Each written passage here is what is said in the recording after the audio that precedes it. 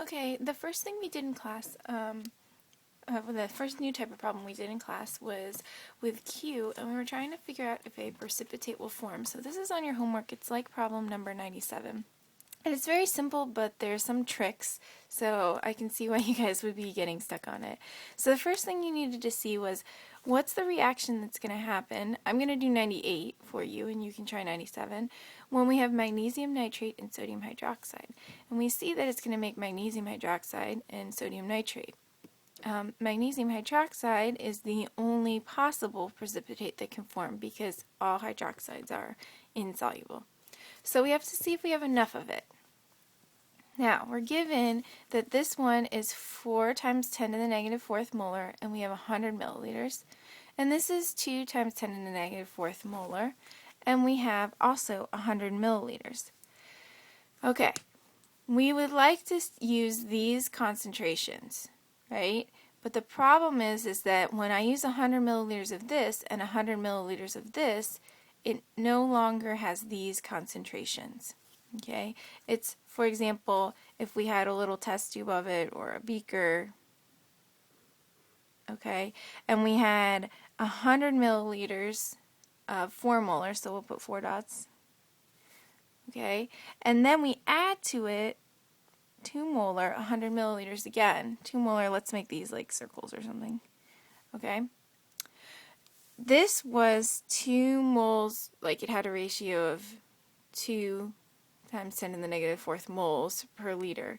And now we just changed the liters. Now it's 2 times 10 to the negative 4th and like double. So it's going to change that concentration. So we have to calculate new concentrations. There's my net ionic. And the other thing that we need to do is we need to figure out what K is, and it doesn't give it to us in this problem. So I wanted to point out to you guys that in the back of the book, page A24, it has the common KSPs for some of the common ions. So we go over here to magnesium hydroxide, and it's 8.9 times 10 to the negative 12th. So we're going to put that in there.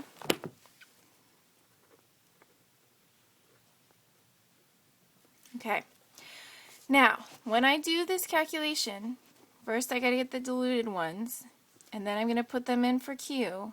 And if Q is greater than K, okay, it means that my top, remember the solid's still there, but not there, we don't write it.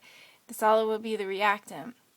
It means that my top is bigger than my bottom, and so to reach equilibrium I need more of the bottom, so I would need to form a precipitate. And if Q is less than K, we can't form it.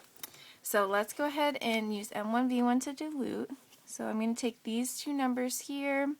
4 times 10 to the negative 4th is my first M, and I have 100 milliliters. You can write that as 0.1, or it will work the same if you use 100. All right, 0.1 equals X times my new total volume is 200 milliliters. Okay, so when you solve for X, you would find that X is going to equal 2.0 times 10 to the negative 4th. Okay, and that's going to be the amount of magnesium, because I got those numbers from the thing that had magnesium in it. So let me put that there. 2.0 times 10 to the negative 4th. And we also have the hydroxide, which was 2.0 times 10 to the negative 4th times 0.100 equals X times 0.200. X equals 1 times 10 to the negative 4th. And that goes here. And we have to square it because that's the KSP formula. And when you do this, you calculate, you get 2.0 times 10 to the negative 12th, which is less than 8.9 times 10 to the negative 12th, so no precipitate.